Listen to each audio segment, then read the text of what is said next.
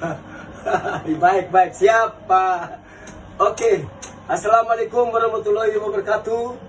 Baru saja menikmati pulih dari sakit selama hampir 3 minggu. Tetapi dengan sakit ini tidak pernah mempengaruhi sedikit pun semangat juang saya untuk membela NKRI melalui dukungan langsung kepada Bapak Presiden Jokowi.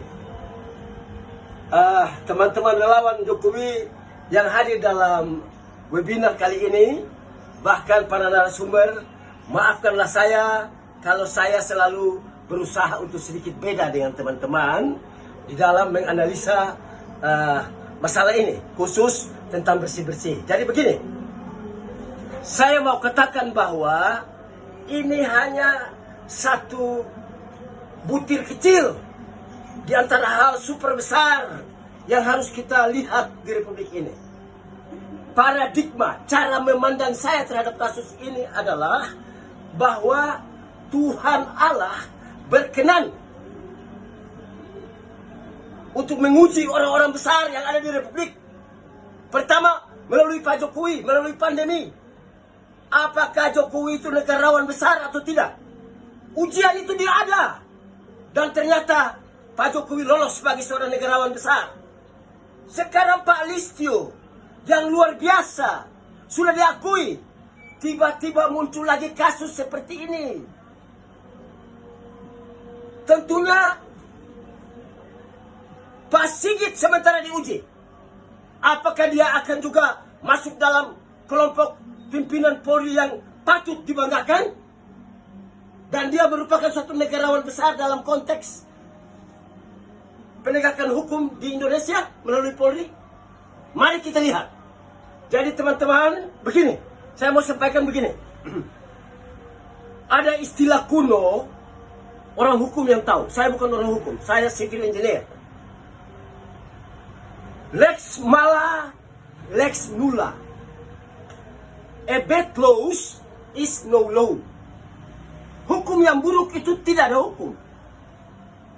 Kalau menyangkut hukum yang buruk, itu hanya ada di dalam law enforcement, penegakan hukum. Sudahkah aparat hukum di Republik Indonesia ini melakukan law enforcement dengan baik? Sama sekali belum. Pertanyaannya, mengapa? Ini. Mohon, kalau saya keliru, saya mohon maaf. Selama Orde Baru, nilai-nilai banyak yang rusak, hilang. Apa yang saya sebut? Ada perubahan sistem nilai. The change of value system.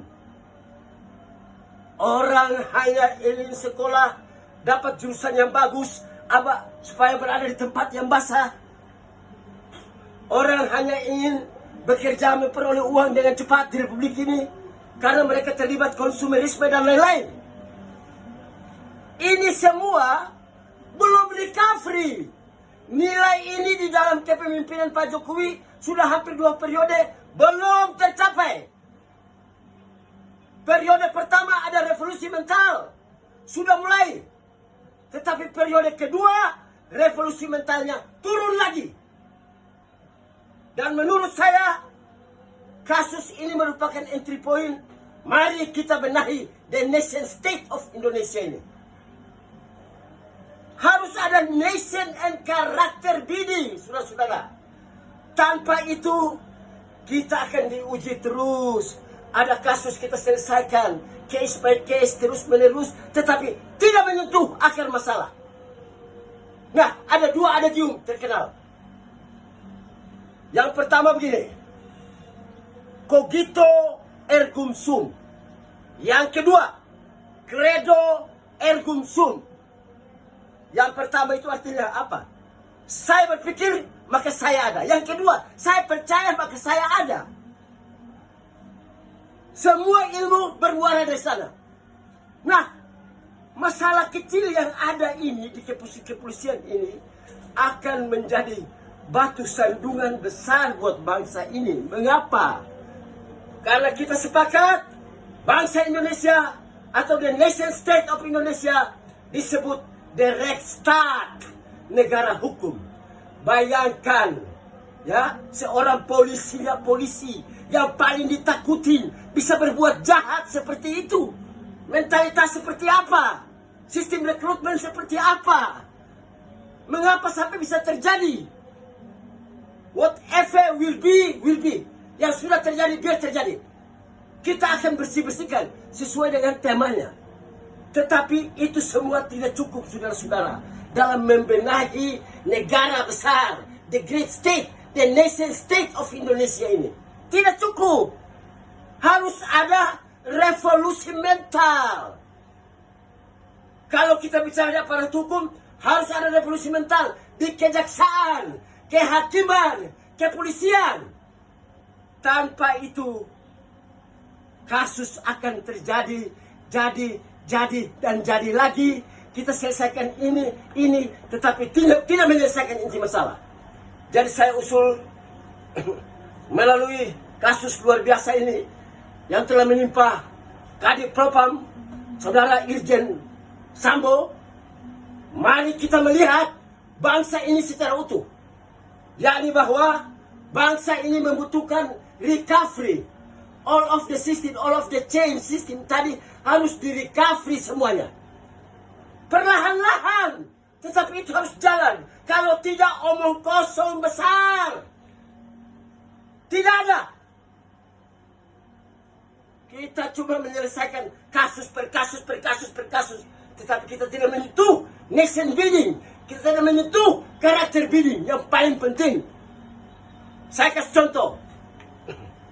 Tahun 2017, sebagai relawan Jokowi, saya diberkati oleh Tuhan Allah, diberikan izin untuk mengelilingi negara-negara maju di Eropa Barat. Dibiayai oleh orang di Eropa Barat yang sangat sayang Jokowi. Apa yang saya lihat? Contoh pertama, kalau pegawai di sana melakukan tugas dan kita mencoba-coba untuk memberikan amplop, dia tanya begini, ini apa? Oh, ini sebagai rasa terima kasih kami karena Bapak telah memberikan seminar atau telah memberikan presentasi di kampus atau di tempat ini. Oh tidak, kami sudah dilengkapi untuk itu semua. Tidak akan diterima. Beda dengan di Indonesia. Indonesia seorang pejabat, dia kemana-mana dia bisa disiapkan amplop. Kalau tidak ada amplop, bahkan dia tanya, mana? Setelah amplopnya ada, dia masih pegang lagi. Kok tipis sekali. Mentalitas korup ini saya sebut animale laboran. Ini yang paling penting. Kalau menyangkut bersih-bersih di Polri, ya itu satu masalah kecil di antara masalah super besar. Atau saya kalau sebut, itu hanya satu titik dalam the top of iceberg. Puncak gunung es. Titik kecil. Tetapi apapun ceritanya, itu yang sementara kita bahas, Pak Agus Soleh, teman-teman.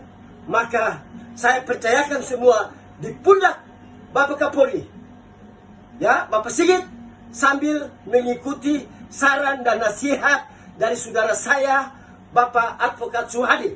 Kita kawal terus sampai selesai. Demikian dari saya, mohon maaf kalau kurang berkenan. Assalamualaikum warahmatullahi wabarakatuh.